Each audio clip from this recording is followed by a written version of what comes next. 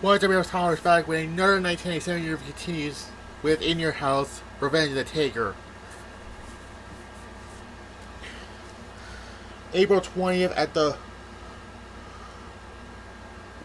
Rochester Community War Memorial in Rochester, New York. Yeah. And if you go back to James from Real Pro Wrestling, he said the worst Raw episode he know was the Golden Show to this.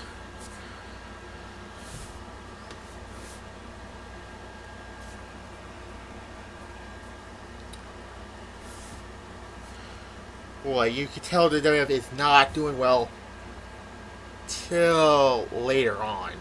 But so yeah, continuing on, and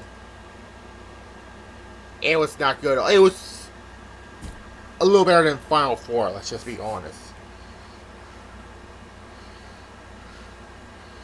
But yeah. You have 5 matches on the show, so you're not gonna see a lot of praise. So yeah, this. The next one will be Holding Hell, and then Canadian Stampede, and then Ground Zero will be the first 2-hour or 3-hour pay-per-views finally.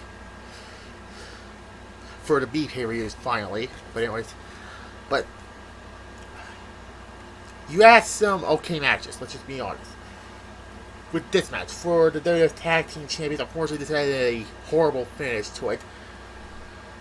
The Legion of Doom defeats Owen Hart and the British Bulldog by disqualification. Although the first part, Ammo pinned the wrong one of the two, who pinned the wrong guy, and the match restarts. Bret Hart interferes and causes disqualification, and I mean, not be the last disqualification of the night, or the last BS on the night. There's 3 endings set in either counter or disqualification, so yeah.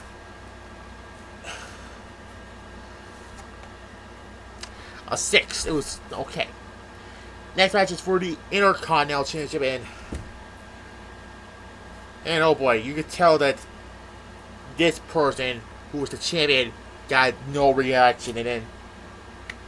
But let's talk about it. With Savio Vega defeating Rocky Maivia, aka The Rock, by countout, and the champion does not change hands by disqualifications like the last match.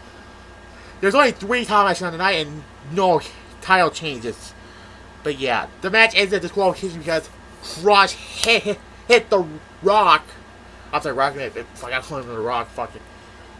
And he always saw. I was like, but he didn't call for the disqualification, but he kind of rocked out. But yeah, you could tell The Rock was changing. Right in the summer, he joins the Nation of Domination, and then 1 year later, he becomes the WWF champion. So, boy, that's a comeback for him. I give it a 6.5. It was okay. Anyways, then we have Jesse James, aka Road Dogg, defeats Rockabilly, aka Billy Gunn, and it's funny because later on in the year they become a tag team called the New Age Outlaws, and they win the tag team champions at the end of the year. So yeah, bad match too. During the show, off camera, Hart Foundation did a storyline angle with Steve Austin, which they took him out, kayfabe wise, or storyline wise, my bad. But he didn't show the camera of them beating him up with crowbars. Okay? And then the WWF Championship was supposed to be the main event, but they had to swap the 2 matches, apparently. So Austin and Bret Hart in the main event. This match is the second to last match.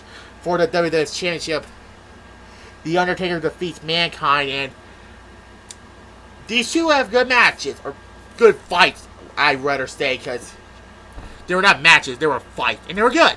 You know, King of Ring 96, their Boiler Room Brawl match, the Buried Alive match, this being a normal match, and of course, who can forget that Hell in a Cell match, which I did that. Undertaker wins, and it starts the whole blackmail storyline between him and Paul Bearer, because we obviously beat Kane. 8 out of 10, the best match of the night.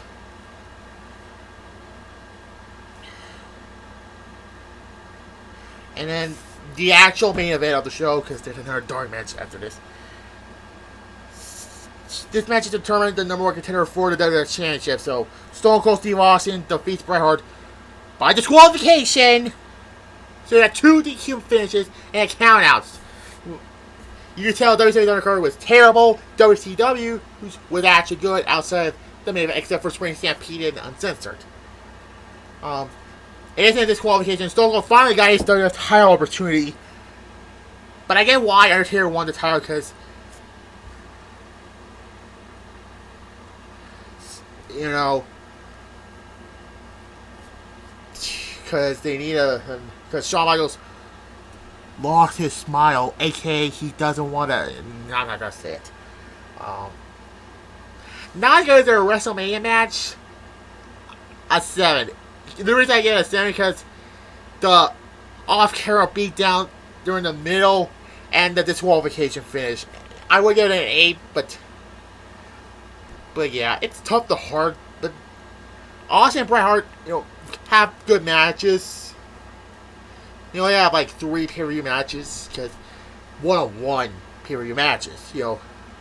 Survivor Series 96, WrestleMania 13, and then there's this match. And the next night they had to rope Bret Hart off, because I think he really hurt his knee, I believe. I don't know. And he missed the following 2 pay-per-views until July. And yeah. So yeah, this show was 5 out of 10. It's better than the last 2 pay-per-views, but that's not saying a lot. So next time we In Your House, A Cold Day in Hell, weird name, and Slamboree. So, bye.